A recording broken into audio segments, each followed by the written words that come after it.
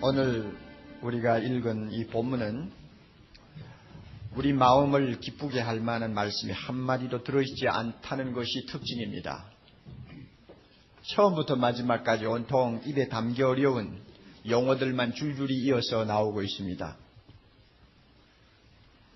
안 좋은 말은 가급적이면 듣지 않으려고 하는 자기 보호 심리가 강해서 현대인들에게 본문과 같은 죄의 이야기를 한다는 것은 대단히 어려운 점이 있습니다.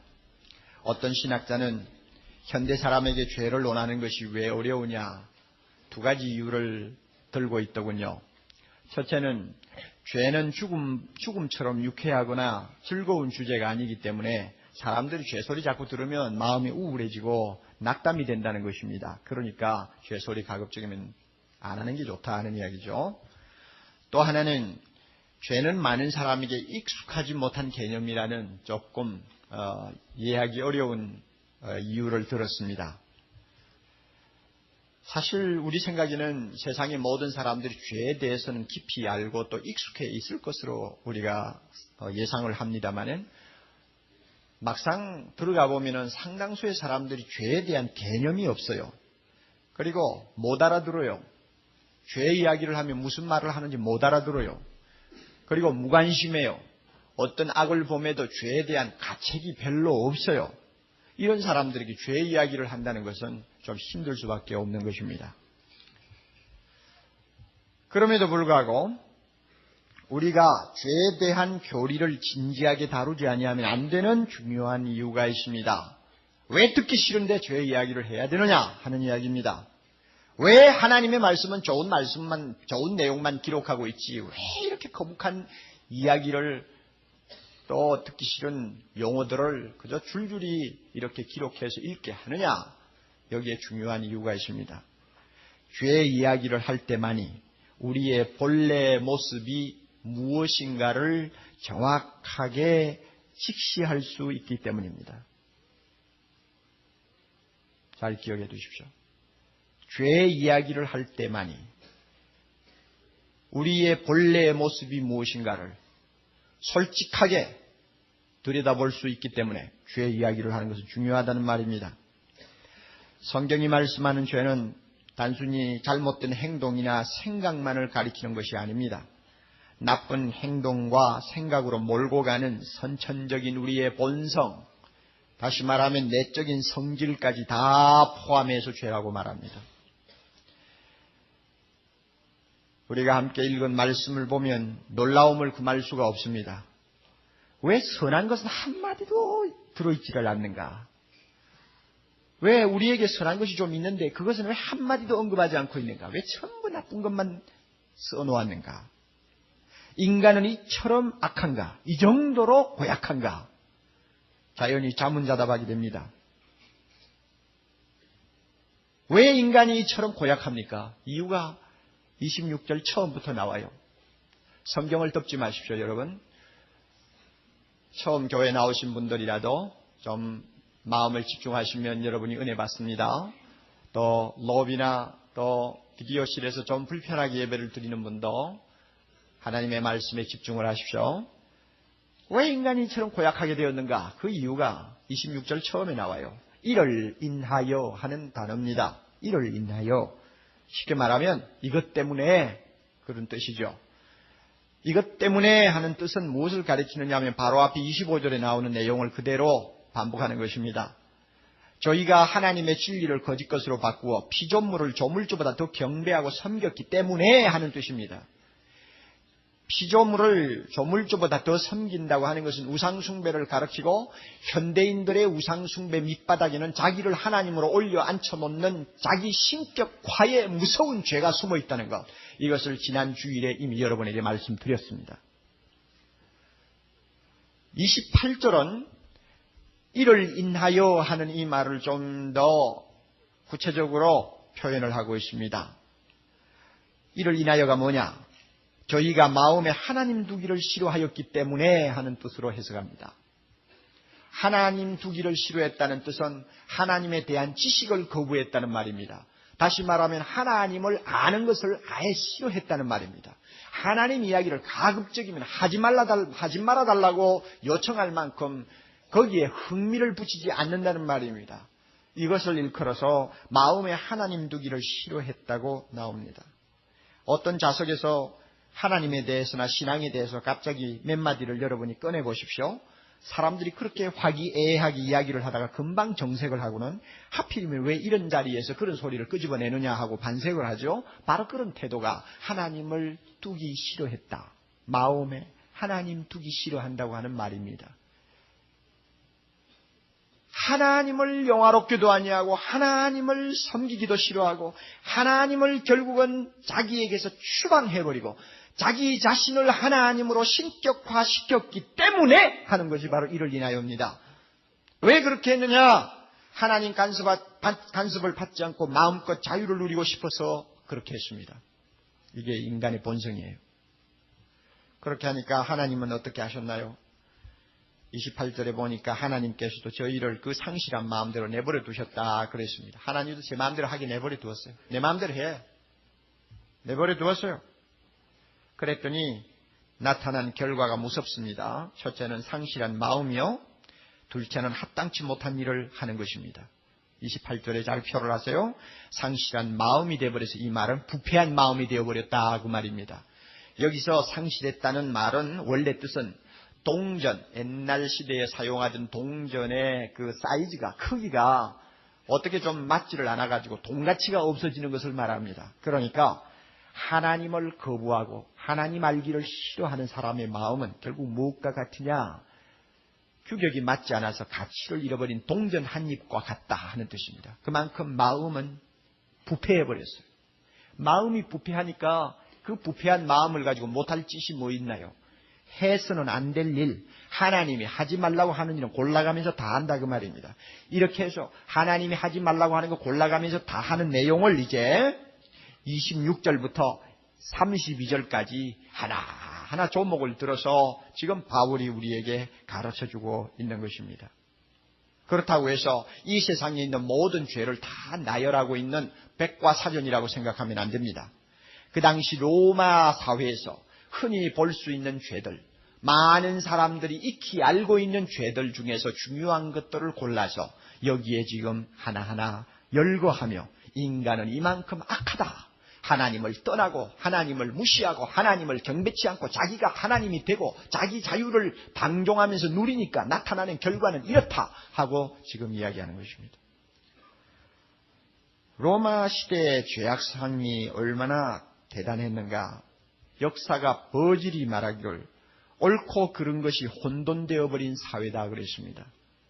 가치관이 완전히 혼돈되어서 무엇이 옳은지 그른지를 분별하기가 어려운 캄캄한 사회가 됐다는 말입니다.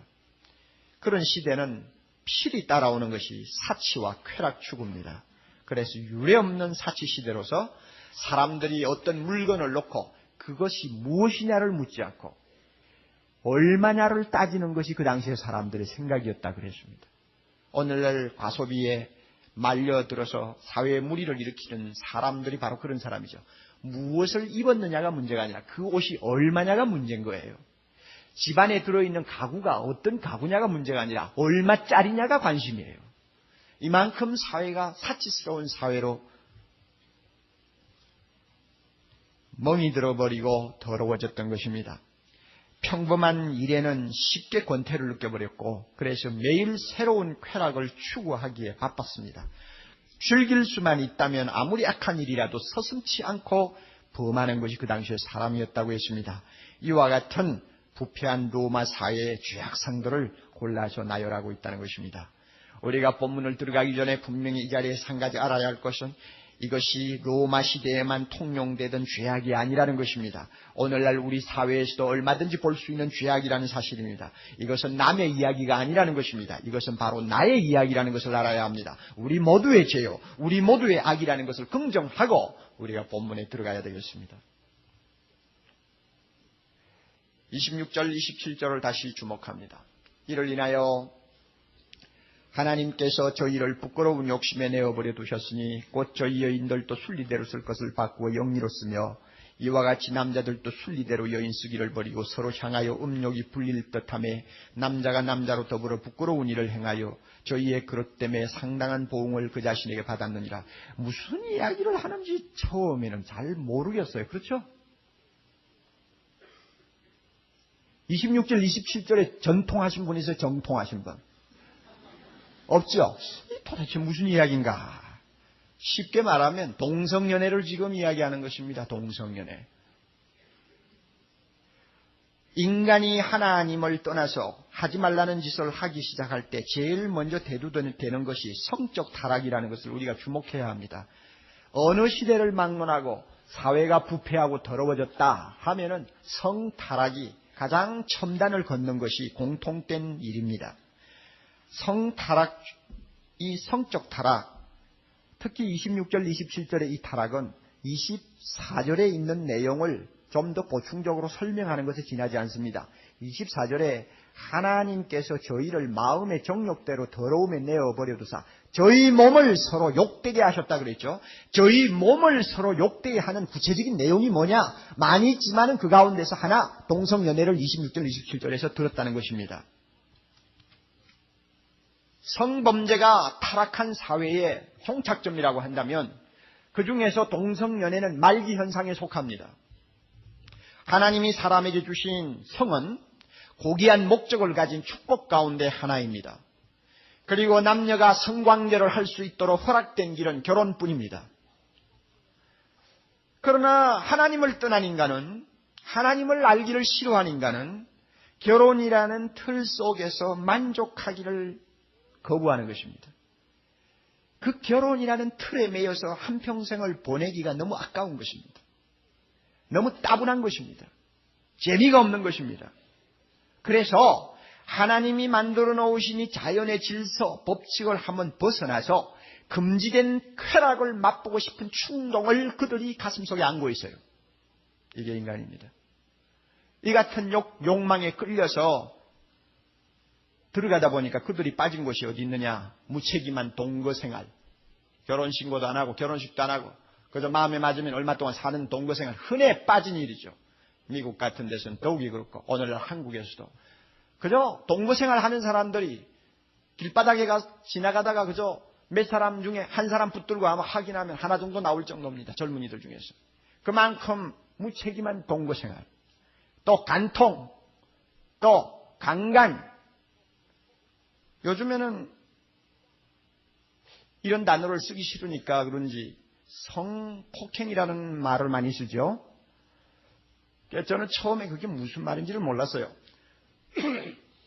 여자들의 이상한 데를 몽둥이가 때렸나? 저는 그렇게 생각을 했다. 그러니까 옛날에는 이걸 강간이라고 표현을 했는데 이 강간하는 말이 좀 듣기가 어감이 안 좋으니까 성폭행이라는 용어로 바꾸어서 요즘에는 많이들 씁니다. 이런 것, 혼음, 변태성욕, 동성연애, 이 모든 성문란 행위가 바로 26절, 27절에 포함된 성적 타락입니다. 우리 사회에서는 동성연애가 아직 낯선 이야기로 들리기가 쉽습니다. 그러나 벌써부터 낌새가 많이 나타나고 있다는 것을 여러분이 아셔야 됩니다. 이미 서구 사회에서는 굉장히 심각한 문제로 대두됩니다. 바울이 살고 있던 초기 로마 황제 가운데서 15명을 조사했던 15명 중에서 14명이 게이였습니다. 게이가 뭔지 알아요? 동성연애자입니다. 그 황제 정도 되면은 아름답고 이쁜 여자들은 그냥 원하는 대로 다 끌어다가 궁중에 놓고 자기가 원하는 대로 그저 쾌락을 추구하면서 사는 팔자 좋은 인간 아닙니까? 그런데도 그 틀에서 남자가 여자를 상대한다는 그 자연적인 틀에서 재미를 못 보는 거예요. 권태스럽다는 거예요. 왜 그렇게만 하냐? 좀 다른 길이 없냐? 그래서 빠져들어간 것이 동성연애입니다. 이런 동성연애를 아주 자연스럽게 받아들이는 사회였기 때문에 심지어 어떤 사람은 짐승하고 교합하는 것까지 사회가 그저 있을 수 있는 일로 통용이 되던 시대가 그렇게 더러워졌던 로마 사회였습니다. 89년도 샌프란시스코의 한 가정법에는 동성연애자들이 부부로서 호적신고를 하면 결혼 증명서를 떼어주는데 꼭 결혼 증명서라기보다는 그 결혼 증명서와 유사한 증명서를 발급받게 하고 다른 부부들과 똑같은 혜택을 정부로부터 받도록 배려를 했습니다. 그리고 88년도에 이미 캐나다 연합교회는 32차 총회에서 동성연애자들도 목사로서 안수받을 수 있게 법안을 통과시켜 주었습니다. 그리고는 한 수 더 떠서 동성연애도 하나님이 주신 은사의 하나로 고려될 수 있다 하는 이제 신학적인 해석까지 붙여가지고 제출을 했습니다.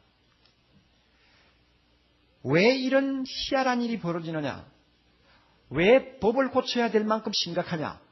왜 교회가 동성연애를 하는 사람을 성직자로 받아들여야 될 만큼 심각하냐? 옛날에는 그 사람들을 사람 취급도 안 했는데 왜 지금은 그러냐? 이유 딱 하나, 뭡니까? 그만큼 많아졌다는 얘기입니다. 옛날에는 소수기 때문에 적당히 처리를 했지만 이제는 너무 많으니까 그것도 무식한 사람들에게만 아니고 꼭대기부터 밑바닥까지 지식 여하를 막론하고 경제 수준 여하를 막론하고 너무나 많은 사람이 이와 같은 성적 문란에 빠져 있기 때문에 이것을 받아들이지 아니하면 일이 안 될 처지에 놓인 것입니다. 그러니까 교회가 법을 고쳐서 그들을 목사 안수시키는 겁니다. 여러분, 왜 동성연애가 죄입니까? 우리 이 가운데서 할머니들은 무슨 말을 하고 있나 이거라고. 동성연애가 뭔가 하면 남자 둘이 살면서 하나는 부인 노릇하고 하나는 남자 노릇하는 거예요. 여자 둘이 살면서 하나는 남편 노릇하고 하나는 여자 노릇하는 것입니다. 그래서 어떤 사람은 집안에 들어가면 한 사람은 여자면서 남자 소리를 내고 또 한 사람은 남자면서 집에 들어가면은 다른 남자에게 여자 소리를 낸다고까지 합니다. 그렇게 해서 사는 게 동성연애입니다. 그게 왜 죄냐? 왜 하나님 앞에 악이냐? 오늘 본문에 나와 있잖아요. 26절에 중간에 보면 순리대로 쓸 것을 바꾸어 뭐로 쓴다? 영리로 쓴다. 이 말은 자연적인 법칙을 따르지 아니하고 법칙을 거꾸로 뒤집는다 하는 뜻입니다. 그렇죠. 하나님께서는 남자 여자를 짝지어서 가정을 이루어 살게 했지 남자끼리 짝지어서 가정을 이루도록 하진 않았단 말이에요. 그런데 이 동성연애 하는 사람들, 내가 하나님이냐? 너는 남자 여자 만들어가 짝지어서 살게 했지만 나는 한 수 더 떠서 남자를 여자로 바꿀 수 있고 여자를 남자로 바꿀 수 있다. 어디 한번 보자 하는 식이에요. 얼마나 건방진 행위요. 얼마나 하나님에게 도전하는 행위입니까? 그러니까 그들에게 자연히 상당한 보응이 따라온다고 했습니다. 상당한 보응이 따라와요. 그 27절 끝에 그릇 때문에 상당한 보응을 받았다 그랬습니다. 그런데 여러분, 이 상당한 보응이 뭔지를 이야기하기 전에 지금 남자 동성연애자를 먼저 나무랍니까? 여자 동성연애자를 먼저 나무랍니까? 그거 이상하죠. 왜 여자 동성연애자를 먼저 언급하느냐? 제가 볼 때는 죄질이 조금 낮은 데서부터 시작하는 것 같아요. 그러니까 여자 쪽이 동성연애에 있어서는 남자보다 좀 덜하다고 생각하는 것 같아요. 본문도 그것을 암시하고 있습니다. 27절 보면 남자에 대해서는 굉장히 노골적으로 쓰고 있어요. 서로 향하여 무엇이? 음욕이 부릴 듯한다. 남자끼리 이상해진 거예요. 그러니까 누가 더 엉망입니까? 남자보다 여자보다 누가 더 엉망이야? 남자가 더 엉망이다. 그래서 죄질이 가벼운 쪽부터 시작해서 죄질이 무거운 쪽으로 지금 전진하고 있습니다. 이 동성연애자가 어떤 보응을 받았느냐? 제가 볼 때는 얼마 전까지만 해도 인간 사회로부터 완전히 도태되었고요. 그래서 사회에서 사람 취급을 안 했습니다. 그리고 에이즈가 누구로부터 발생한 병입니까? 동성연애자들로부터 시작된 병입니다. 벌써 하나님의 징계와 심판을 받은 것입니다. 미국의 경우 10대가 성병을 옮기는 비율은 13초에 1명꼴이라고 얼마 전에 발표가 되었습니다. 13초에 10대 하나가 성병에 옮겨져요. 전염이 돼요. 미국 수도인 워싱턴 DC의 한 고등학교에서 무작위로 그냥 되는 대로 조사한 결과 100명 중에 한 아이가 이미 에이즈 바이러스에 걸려 있는 것이 판명되었고, 도시 안에 있는 대학에서는 300명에 1명, 그 다음에 도시에서 좀 떨어진 대학촌에 있는 경우에는 500명에 1명꼴로 전부 에이즈 바이러스를 갖고 있다 하는 결과가 나왔습니다.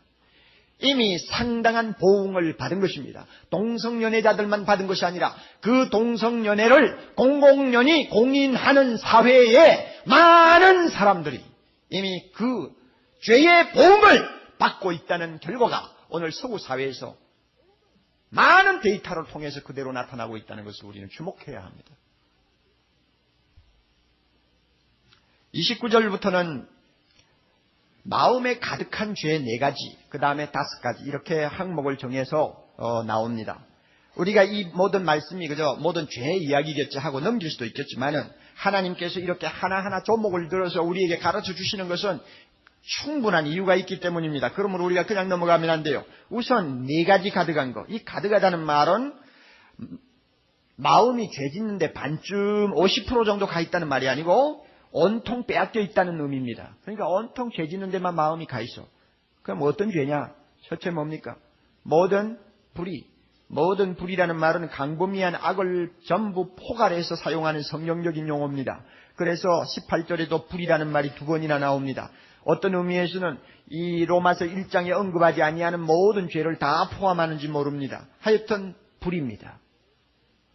그 다음에 추악, 탐욕은 잠깐 옆에 제쳐놓고 추악, 악의, 이 둘은 쌍둥이에요. 추악은 뭐고 악의가 뭐냐 하고 너무 따지려고 생각하면 안 됩니다. 어떤 사람은 해석하기를 추악은 악을 범하는 행동을 말하고 악의는 그 밑바닥에 깔려있는 성품이라고 해석합니다. 옳은 말인지도 모릅니다. 그러나 너무 구별하려고 하면 안 돼요. 둘 다 인간이 본성으로나 행동에서 철저히 악하다는 것을 이야기하는 것입니다. 이 용어가 고린도전서 5장 8절에 나란히 나오는데 거기에서는 이렇게 사용되고 있습니다. 괴악하고 악독한 누룩 하고 나옵니다. 그러면 누룩이 괴악하고 악독하다 할 때 괴악은 뭐고 악독이 뭐냐? 이거 구별하려고 하면 이상해지죠. 괴악하고 악독하다 하는 두 말을 동시에 쓰는 것은 아주 못쓰게 된 누룩이라는 뜻이겠죠. 마찬가지로 여기서 추악과 악의 하고 연거푸 나오는 것은 인간의 본성이나 행동이 도무지 쓸 수가 없을 만큼 더러워졌다는 말입니다. 썩었다는 말입니다. 그 다음에 탐욕, 우리가 잘 아는 말입니다. 더 많이 가지고자 하는 터무니없는 욕망을 가리킵니다. 남은 생각 안 하는 철저한 자기 위주의 소유욕이요, 아무리 가져도 만족하지 못하는 욕심입니다. 모 대학의 무용과 홍모 교수, 육모 교수, 남편들도 대학 교수들이라고 하니까 이분들이야말로 직장으로 따지면 귀족 계급입니다. 그리고 대학 교수라도 이 레슨비를 받을 수 있는 예능계 계통의 교수직을 부부 중에 한 사람이 가지고 있다고 하면은 이것은 돈을 끌어모을 수도 있는 그런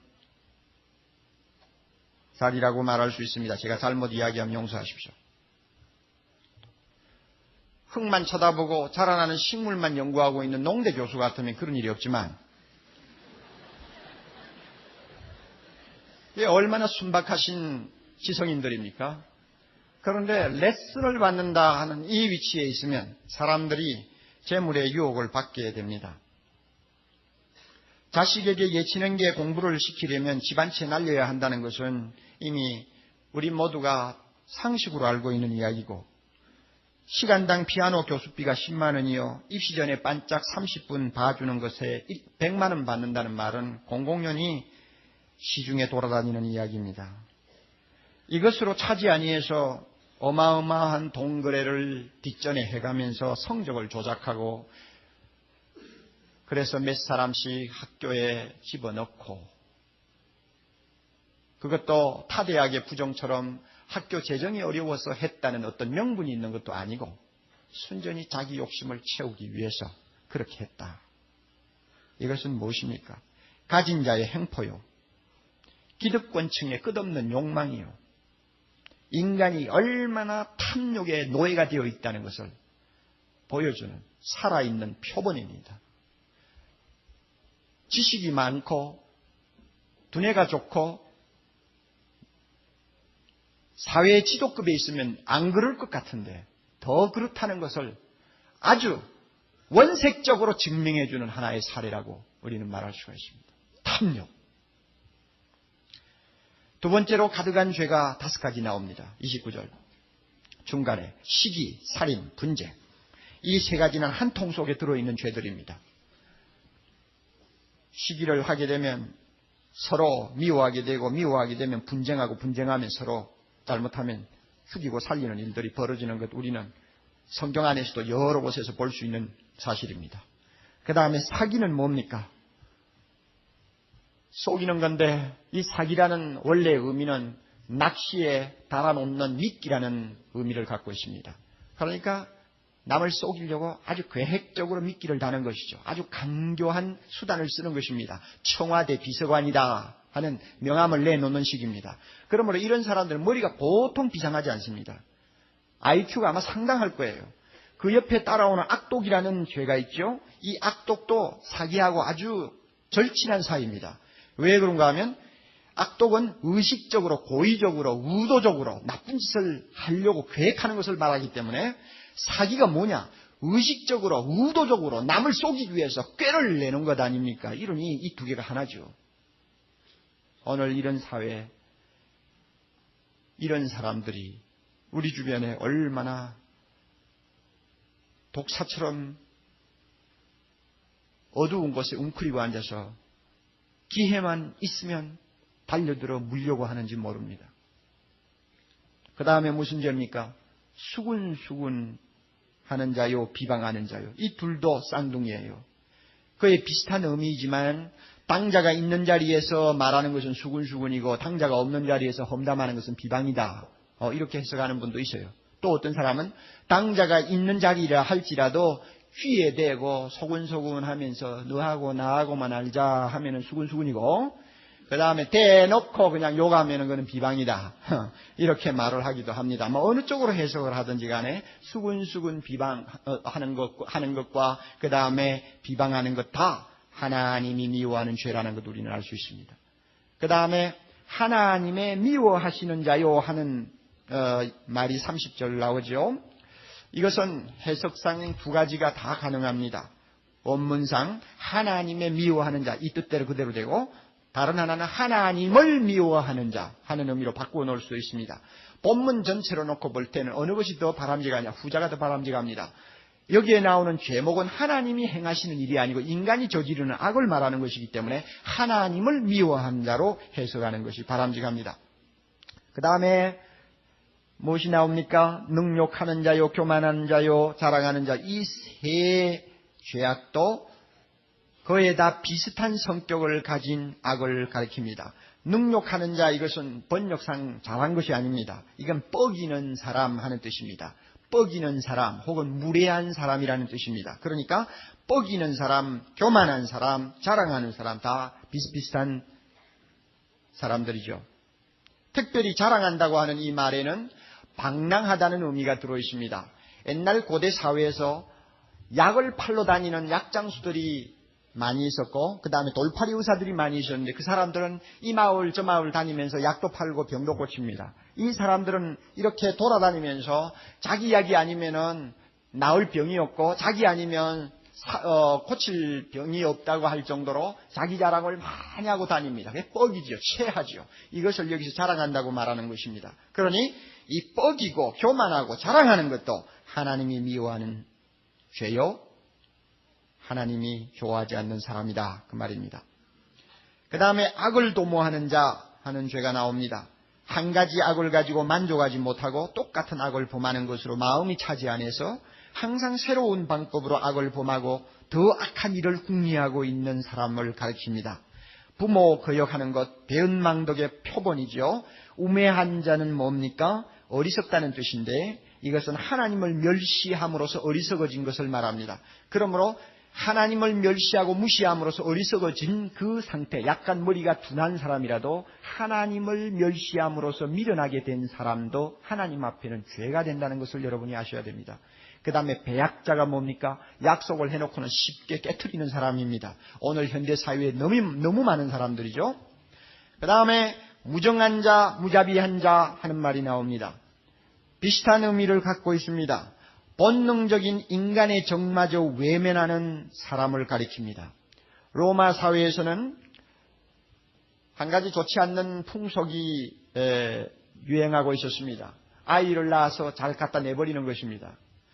부인이 아이를 낳았습니다. 그 다음에 그 아이를 깨끗이 씻겨가지고는 아버지 발치에 갖다 눕혀놓는다고 합니다. 그러면 아버지가 누워서 그 아이를 힐끗 쳐다보고 이놈 쓸만하다, 괜찮겠구나 하고 마음에 들면 일어나가지고 아이를 품에 안고 일어선다고 합니다. 그러면 그 애는 합격이에요.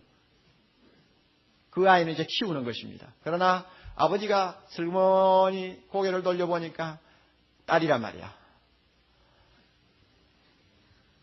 별로 또 쓸 것 같지도 않거든요. 그러면 획 돌아 누워버립니다. 그러면 그 애는 이제 가는 겁니다. 갖다 내버려요. 그래서 로마에 있는 광장 같은 데는 날이 새면은 30-40명의 어린 아이들이 내버려져서 그냥 킬킬대고 울다가 죽는 일이 허다했다고 합니다. 이 비정, 인간의 비정을 이야기하지 않습니까? 이게 무자비한 자요, 이 무정한 자라는 의미인데, 오늘 우리 사회도 로마 사람 뺨칠 정도의 일들이 너무 많습니다. 4살짜리 고아 소녀를 데려다 감금하고 학대해서 동물처럼 사육하고, 그 다음에는 서커스단에 끌고 들어가서 돈벌이를 하고, 키가 자라지 못하도록 하기 위해서 하루 두 끼밖에 먹이지 않고, 잘못하면 두들겨 패서 일어나지도 못하게 만드는 사람이 있다는 것, 인간의 비정이죠. 사람이 아니죠. 5살 난 5학년짜리 오빠가 같이 놀아주지 않는다고 안다라는 누이를 칼로 찔러 죽이고, 그것을 위장하고자 불을 지르고 허위 신고를 했다는 기사, 며칠 전의 기사죠. 순박한 시골 청년이 잠자는 모녀를 덮쳤다가 반항을 하자 어머니를 살해하고 피를 철철 흘리고 있는 어머니 시체 옆에서 딸을 성폭행한 사건. 바늘을 찔러도 피 한 방울 나지 아니할 무서운 인간의 비정입니다. 오늘 사회, 바로 로마 시대의 사회요. 여기에 기록된 하나님의 말씀이 한마디도 거짓말이 아니라는 것, 우리가 알아야 합니다. 32절 봅니다. 저희가 이 같은 일을 행하는 자는 사형에 해당하다고 하나님의 정하심을 알고도, 여러분 이상한 말씀 아닙니까? 어떻게 세상 사람들이 이런 일을 행하면은 사형을 받는다, 하나님은 우리를 이런 죄를 두고는 죽음에 던진다 한 사실을 안다고 어떻게 여기에 이야기를 합니까? 정말 알고 있나요 그들이? 꼭 알아두십시오. 안다고 했어요. 모르고 하지 않는다고 그랬어요. 아는 이유가 있어요. 바로 옆에 있는 2장 15절을 보십시오. 그들이 양심에 나쁜 짓을 하면요, 2장 15절, 무엇이 증거가 된다고 했습니까? 양심이 증거가 됩니다. 양심이 증거가 돼가지고 자기의 생각들이 서로 막 송사하고 변명하고 그런다고 해서, 다시 말하면 아이고 이거 나쁜 짓인데, 이러다가는 내가 이거 잘못하면 큰일 나는데 하고 은근히 잘못되는 줄을 안다는 말입니다. 알면서도 그 짓을 하는 인간이 바로 하나님을 떠난 사람들이라는 것입니다. 뿐만 아닙니다. 자기만 악한 일을 행할 뿐 아니고 그 일을 행하는 자들을 옳다고 하죠. 여러분 이것도 굉장히 중요한 이야기입니다. 자기만 악을 행하면 끝나죠. 그런데 그렇지 않습니다. 악을 행하는 사람은 다른 사람을 끌어들입니다. 그리고 그들이 악을 행하는 것을 보고 즐깁니다. 박수갈채를 보냅니다. 그리고는 옳다고 강변을 합니다. 우리가 이렇게 해도 그렇게 오늘날 사회에서 괜찮아 하는 식으로 자기 합리화를 시킵니다. 사회가 구조적으로 잘못되어 있는데, 인간은 나약한데, 천하가 다 그런데 뭘 나 혼자만 깨끗하게 살 것이냐, 아니 수단이 좀 나빴더라도 목적이 좋으면 되지 않느냐 하는 공리주의, 이와 같은 것들을 떠버리면서 자기들의 모든 행동이 옳은 것처럼 생각하고 변명합니다. 오늘날 이 사회가 그렇잖아요. 우리는 매우 긴장된 가운데서 우리의 성향, 생각, 행동이 얼마나 악한가에 대해서 바울의 입을 통해서 하나님의 말씀을 살펴보았습니다. 여러분 이것이 어찌 로마 당시 사람들의 이야기였습니까? 예수를 믿으니 우리에게는 상관없다고 할 수 있겠습니까? 천만에요. 오늘 본문 이것은 하나님 앞에서 벌거벗기운 나의 모습이요, 당신의 모습입니다. 너와 나의 모습이라는 사실을 우리는 부인하지 말아야 합니다. 아무리 스스로 자기를 의로운 채 가장을 해도 하나님 앞에 벌거벗겨 놓으면 여기에 나타난 이 모든 죄에 어느 것 하나도 걸리지 않는 것이 없는 추잡한 존재가 바로 인간이라는 것, 나 자신이라는 것, 우리가 숨겨서는 안 됩니다. 물론 이 내용 가운데서는 우리 자신과 무관한 것들도 많습니다. 그리고 우리에게는 더러 선한 것도 있습니다. 동성연애 같은 것은 우리가 꿈을 꾸지도 못한 죄인지도 모릅니다. 21가지 나오는 죄 가운데서 저촉될 만한 것은 5 손가락 안에도 들어가지 아니할지도 모릅니다. 여러분 집에 가서 한번 세보세요. 내하고 관계없는 거 전부 다 제쳐놓고 나하고 관계 있는 것만 하면 손가락 한번 제쳐보세요. 몇 개나 나오나. 어떤 사람은 한 5 손가락 정도밖에 안 되는 사람도 있을지 몰라요. 그런데도 이 모든 죄가 마치 나의 악인 양 매도하는 것은 지나치다고 마음속에 은근히 반항할지도 모릅니다. 우리의 생각에 일리가 없지 않아 있습니다마는 그러나 분명히 우리가 알아야 할 사실이 있어요. 동기와 기회와 명분만 주어지면 26절부터 32절까지 나오는 모든 불의를 우리가 범할 수 있는 가능성을 내 속에 가지고 있다는 사실입니다. 그리고 서로 그 가운데서 1, 2가지만 죄를 범했다 할지라도 거룩하신 하나님 앞에는 사형에 해당한다는 사실을 우리는 알아야 합니다. 사형에 해당해? 수군수군 하는 것도 사형에 해당하나요, 여러분? 여기 아까 뭐 수군수군 한다고 나왔는데, 예, 수군수군 해도 사형에 해당합니까? 재판관에게 찾아가서 내가 수군수군 하다가 왔는데 나에게 벌을 주십시오 하면은 아마 그 사람 정신병동으로 아마 갈 거라고.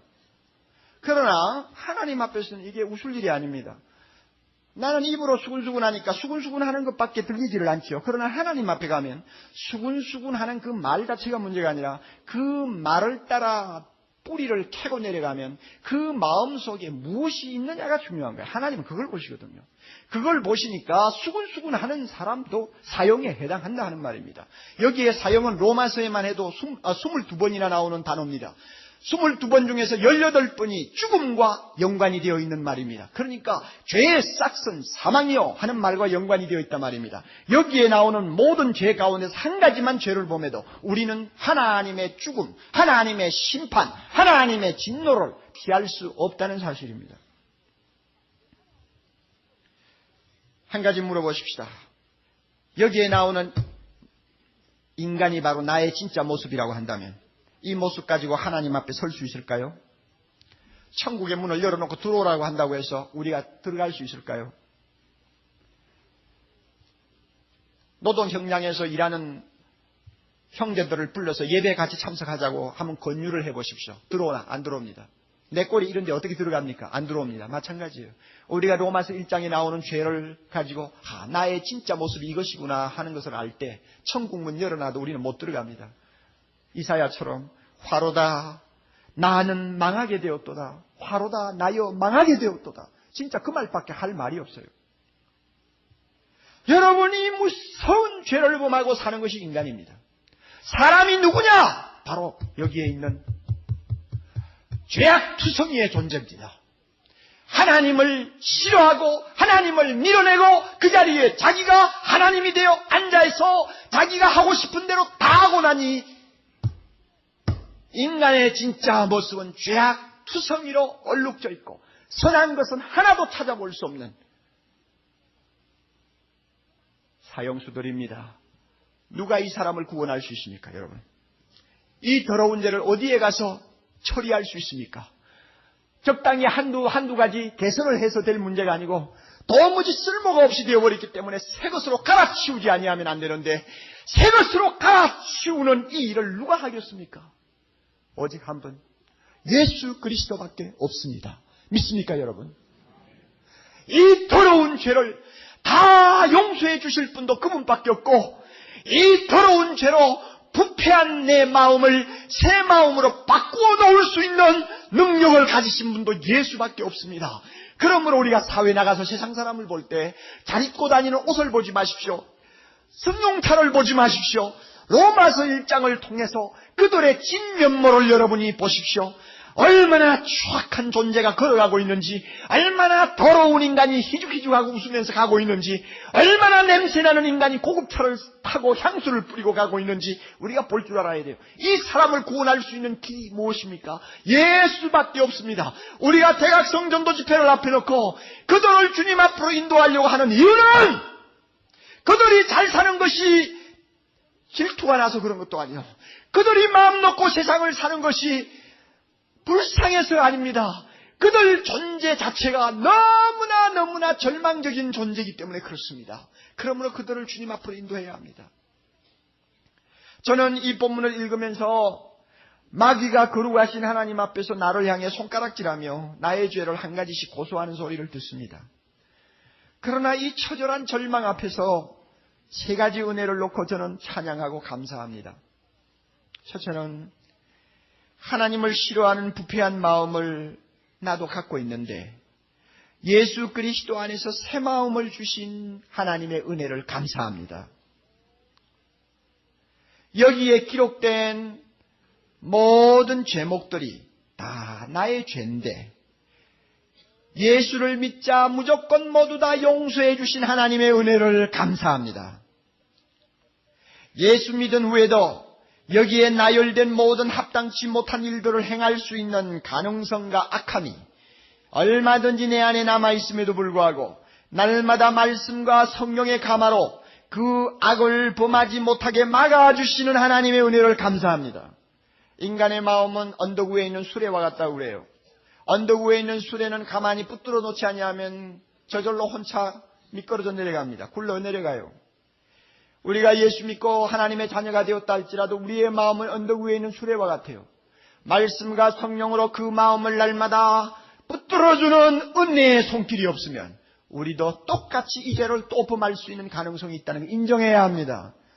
이런 의미에서 나를 새 사람으로 만들어주신 은혜, 나의 모든 죄를 다 사유해 주신 은혜, 오늘도 이 악에 빠지지 않도록 붙들어주시는 하나님의 은혜를 생각할 때 저는 로마서 1장 26절 이하의 죄의 항목을 보면서도 마음속에 감사가 치밀어 오릅니다. 감격을 느끼게 됩니다. 하나님 앞에 찬송하고 싶은 생각이 듭니다.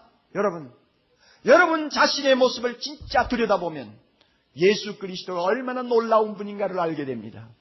그분 앞에 무릎 꿇지 아니하면 안 되게 됩니다. 우리 다 같이 찬송가 210장을 펴시기 바랍니다. 210장에 보면 예수 믿고 나서 근본적으로 악하고 더러웠던 자기가 완전히 새 사람으로 바뀌었고 새 사람이 된 다음에는 날마다 밝은 빛 아래서 주님과 동행할 뿐 아니라 주님이 원하는 온전한 길을 걸어가고 성령의 인도함을 받아 마음에 있는 모든 공포를 다 물리치고 평안한 삶을 살 수 있다는 아름다운 고백을 기록한 찬송입니다. 여러분 이 찬송을 부르면서 나도 형편없는 존재인데 벌거벗겨 놓으면 정말 형편없고 죽을 수밖에 없는데 하나님이 나를 예수 안에서 이처럼 아름답게 변화시켜 놓았구나 하는 것을 마음속으로 생각하고 고백하면서 이 찬송 부르기를 바랍니다. 여러분 마음에 감격이 있나요? 아니면 찬송가 부르는 게 힘이 드나요? 제가 저 뒷자리에 앉아서 쭉 예배를 보면 뒤에 앉아 계시는 분들은 찬송가가 참 힘이 없습니다. 잘 못 부르는 것도 있겠지만은 그 천장이 막아가지고 공명이 안 돼서 더 찬송가가 힘이 없이 들리는 것 같아요. 2층은 괜찮은데 저 비디오실에서 계시는 분들 특히 찬송 부를 때 아마 좀 뜨겁게 부르기가 좀 어렵지 않을까 생각됩니다. 그러나 성령이 임하는 곳에는 찬송이 있습니다. 아멘.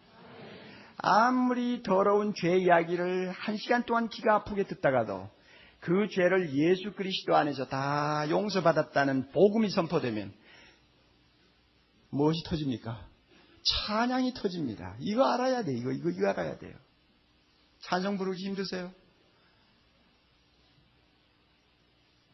제가 이 테이프를 한 번씩 자주 듣는데 여러분의 찬송 소리가 꼭 천상에 헐헐헐 날라 올라가는 것 같은 기분을 느끼게 만들어요. 그만큼이 찬송의 능력이 있습니다. 여러분이 찬송 부를 동안에 성령이 우리 마음을 감동시키는 걸 믿으시기 바랍니다. 이 찬송 부를 때 아직도 여러분 중에 오늘 로마서 1장이 지적하는 죄를 범하고 있는 사람들이 있을 것입니다. 그 죄에서 여러분을 구원할 수 있는 능력이 역사하는 거 믿으시기 바랍니다. 여러분이 찬송을 부를 때 성령이 우리를 더욱더 속사람 강하게 만들어서 세상에 나가면 이 더러운 죄에 빠져있는 사람을 끌어낼 수 있는 능력 있는 복음의 증거자 되게 만들 수 있도록 우리를 준비시키는 거 믿으시기 바랍니다. 이 찬송 부를 때 역사가 일어나요. 저도 설교는 가급적 짧게 30분 하고, 그 다음에 소리도 크게 지르지 말고 점잖하게 설교하고, 그래 30분 설교하고 내려가 앉으면 얼마나 편하고 좋습니까? 그런 설교 하루 4번 해도 괜찮죠. 그런데 뭐 때문에 올라와서 이렇게 긴 시간 끌어가면서 소리를 지르고, 그 다음에는 또 막 춤을 추고. 내가 왜 이럽니까? 왜 이래요? 나는 여러분을 위해서 이러는 거 아니에요.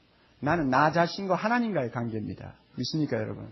나와 하나님과의 관계지 여러분과의 관계가 아니에요. 여러분은 여러분 자신과 하나님과의 관계예요. 그래서 이런 관계가 하나로 모인 공동체가 드디어 예배로서 하나님께 드려지는 것입니다. 우리 남자분들 걱정이 많겠지만은 주일날 한번 오셔서 찬송 부를 때 마음을 합하세요. 여러분 근심을 마음에 안고 있다고 해서 그게 해결되는 거 아닙니다. 하나님이 해결해 주시는 거죠. 별 도리가 없어요.